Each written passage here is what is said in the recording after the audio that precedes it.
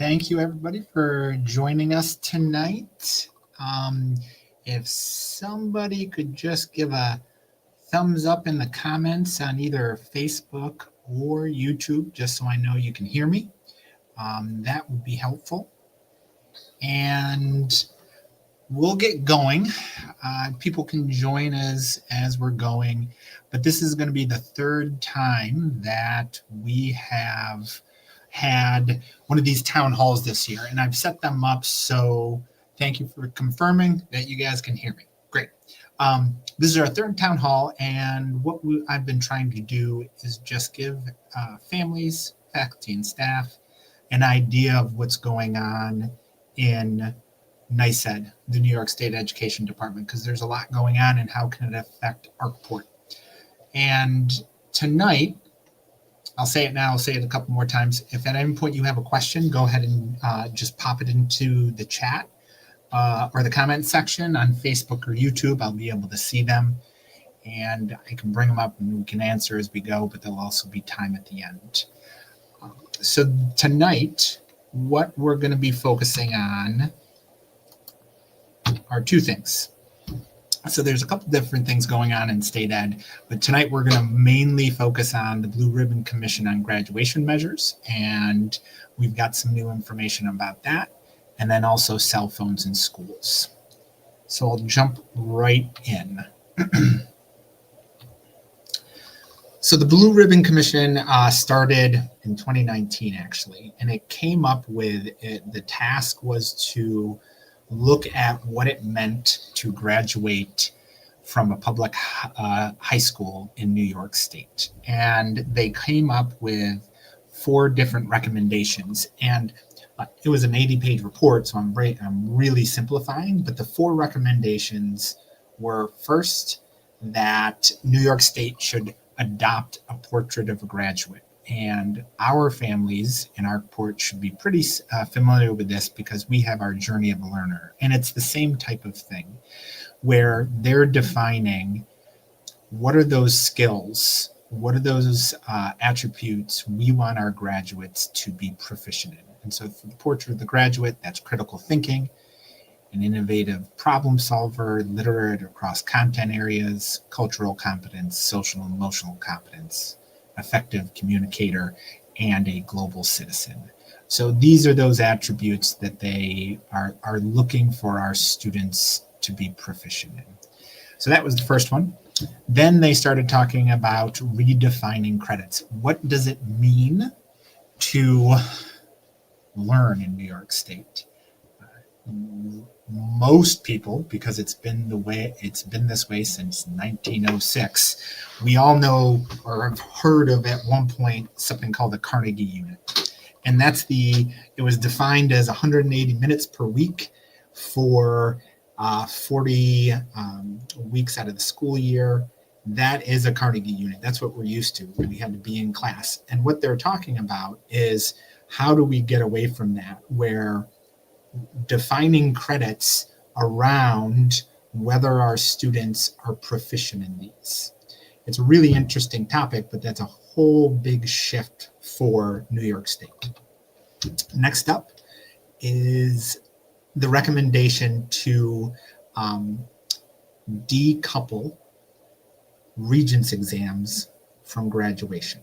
Right now, the simplified version is that you have to pass at least 4 Regents exams. Most students pass 5. There's a couple different avenues for that 5th Regents exam or 5th requirement, but most of us are familiar with our students. They pass a math Regents, they pass a science, they have to pass English, and then there's usually 2 social studies. And you have to pass those Regents exams in order to graduate. New York State is saying there needs to be other paths to graduation or path to a diploma. And one thing I want to make clear, New York State has not said they are taking away those options. They just want to expand them.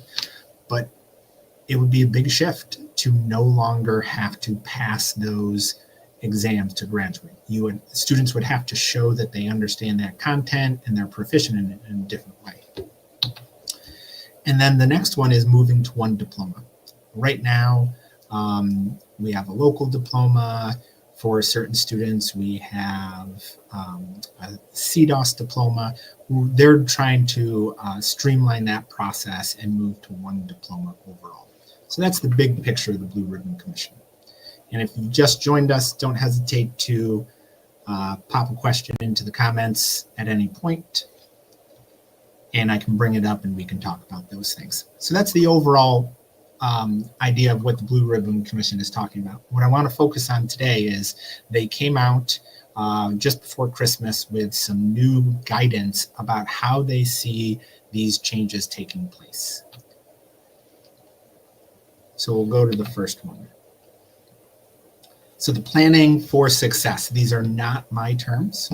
I'm just using what New York State came up with. So their first one, planning for success, fall of 24 to the summer of 25. So we're in that phase. I'm going to work backwards. They've already set up support networks. So there are, I believe, 27 schools throughout New York State that are piloting some of the work that New York State is talking about. And so those school districts are starting to work on that. They're pulling that information together to be able to share that with other schools in New York State. The Portrait of the Graduate, they're going to release some definitions for each Portrait of the Graduate component. So like, what does it mean to be literate across content areas? That information has not come out yet, I don't think, but it should be. And then they're going to adopt the New York State Portrait of Graduate. With this planning phase, and what is going to affect Arkport first is that first bullet, exemptions for major life events. New York State is planning on passing regulations that would allow a student, in the past at Arkport, we've had students that have had accidents where they're not able to come to school and it's a short-term issue, or not take a Regents exam while they're getting better. This exemption would work for those students starting this year. They would not have to pass a Regents if there is a major life event that keeps them from taking the exam. So that's a big change for this year already. And it's a reflection that the state is, while testing is still important, they're recognizing it's not the only thing that defines our students. So if any of our graduating seniors has to miss a test, and it's got to be a major life event, and we're waiting for more definitions from New York State on that, they would still be able to graduate. So that's that first phase, fall 24 to the summer, where we are now. We go forward into their installation phase, which is the fall of 25 to the summer of 27. At the beginning, I talked about how the Blue Ribbon Commission started in 2019. And I think it's important to highlight the work started in 2019. They're not looking for full implementation until 2029. So this process hasn't been rushed. There has been a ton of work in this. By the end, there's going to be over 10 years of work. And how do we rethink what it means to graduate? So between the fall of 25 and the summer of 27, for the Portrait of the Graduate, they're going to release example rubrics for how do you go about assessing whether students have met those standards. And that's going to be a heavy lift for districts, because we're starting to talk about not looking at classes as singular cases, but then how do those Portrait of Graduate characteristics run across content areas and grade levels. For the learning expectations, they're going to release where they are prioritizing learning standards. This is an interesting one, require instruction in financial literacy. I have it highlighted. I think everyone would agree that that is important. regardless of whether New York State is saying it is. And for Arkport, we've always had a some sort of financial instruction for any parents that have had former students or former graduates. We have had CFM, Career and Financial Management. Up until this year, we've had CFM. Then we've also had Senior Seminar for some years, where students would learn some basic accounting, checking accounts, and those types of things. So they're going to require instructional financial literacy, which I guess some schools have not been doing.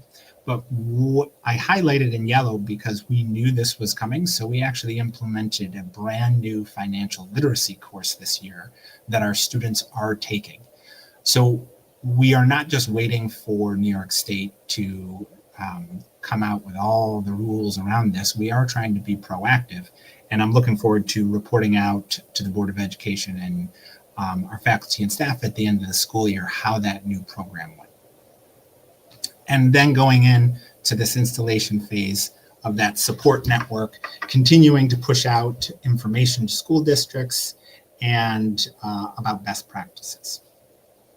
So that takes us to the summer of 27. So then we have the initial implementation, or fall 27 to summer 29. So during that time period, at 3 years from now to the start, one diploma. They're going to release the Portrait of a Graduate rubrics with guidance to kind of give us what those one diploma looks like. For the diploma assessments, they're going to require, this is when the requirement for financial literacy will start, which is great. We are already there. The learning expectations, the redefining of credit to expand the way students earn credit. So that is those would be those alternative pathways where they're giving much more freedom for school districts and BOCES to find paths that work for all students. Going back to the need to pass all 5 regions. Every school district in the state can give you multiple examples of students who passed all the classes, passed 4 out of the 5 regions, and just could not pass that last regions, and therefore didn't get a diploma. These students are doing everything they're supposed to be doing, and they just didn't have the flexibility. They might have been able to show competence in their subject matter in a different way, but New York State is only accepting Regents exams. So that learning expectation and redefining credit is pretty exciting. Students entering, this is another highlight I have here, because starting in grade 9 for the 2027 students, so that would be our current 7th graders, I believe. Starting in 2027, all high school students, that would be 9 through 12, have to earn at least 1 CTE credit. Now that could include financial literacy, which we have covered, but that could also be our ag program. And I think this is pretty exciting that New York State is recognizing. For a long time, New York State has talked about college and career readiness. And it has seemed like the focus has been predominantly on college readiness. So the fact that they will require at least every student to have at least 1 CTE credit, I think goes a long way to show that they are truly supporting. They always have, but really putting their policies and procedures behind the fact that career ready for every student needs to start and be the first thing that we're concerned about, because every student, it is our expectation that they're going to have a career. Now, whether that means they have to go to college is a separate question. So I'm very excited about that inclusion of the CTE credit. And the support networks, they'll continue to implement Portrait of a Graduate and prioritize learning standards. They are committing to a long-term support of this new initiative. And then we have full implementation and scaling up the fall of 29 and beyond. So the cohort phase-in. So this new system of alternative pathways for credit, the one diploma, will be required for students who are entering grade 9 in 2029, for the 29-30 school year.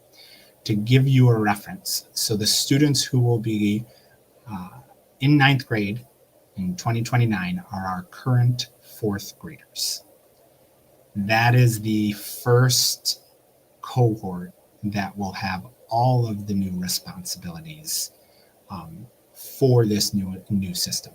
And for some of us, that seems like a long way away. We're talking 5 years, but that is going to be here before long. And it'll be a gradual phase in of everything. But those students, our current 4th graders, will be the first class that has the full scope of this work for them. And after that, there's going to be work on updating our transcripts for New York State.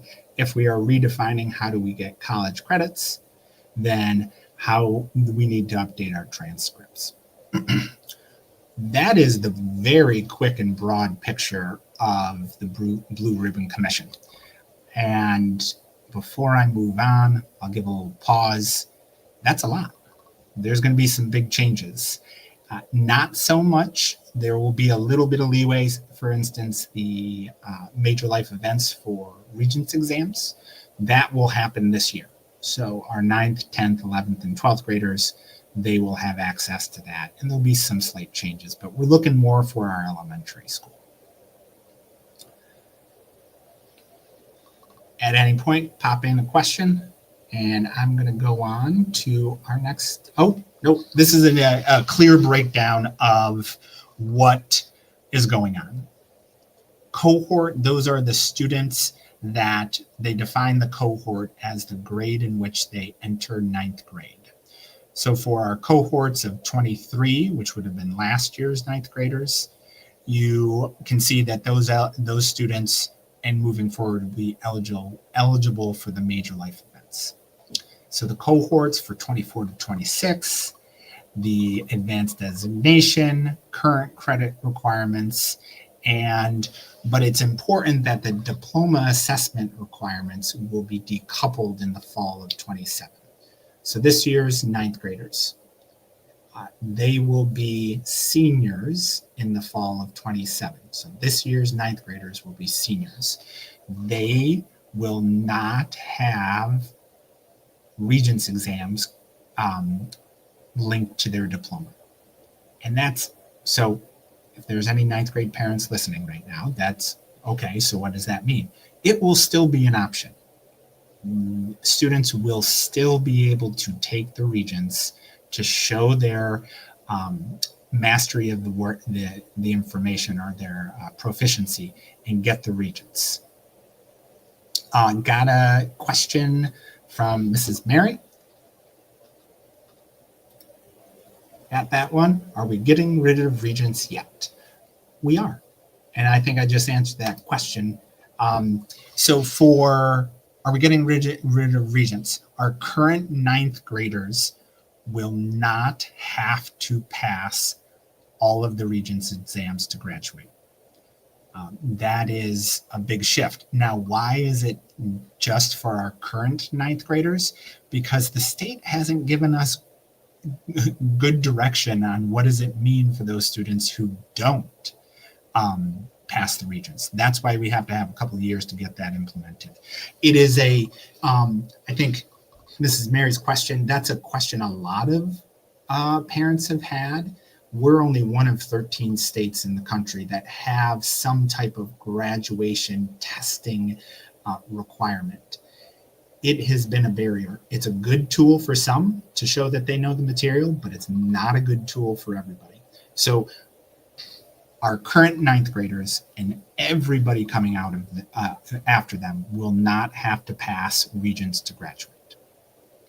27, 28, we're going to the one diploma, the sunsetting of the diploma assessment requirements, and then we go on to 29, that where all of this is in place. Lots of changes, and it's a long time overdue. I don't think in any way this is weakening our education system. It's finally a recognition that there needs to be more ways for our students to graduate high school with a diploma. A diploma still is one of those barriers for employment or college. And so it's very important that we actually have multiple ways for our students to get that. Next up, cell phones in school. I believe. All right. Governor Hochul just released with her executive budget proposal, a proposal to create a statewide distraction-free schools. Now, this is important to understand. This is a proposal. It still has to go through and be passed and accepted by both houses and the governor's office. So this is a proposal.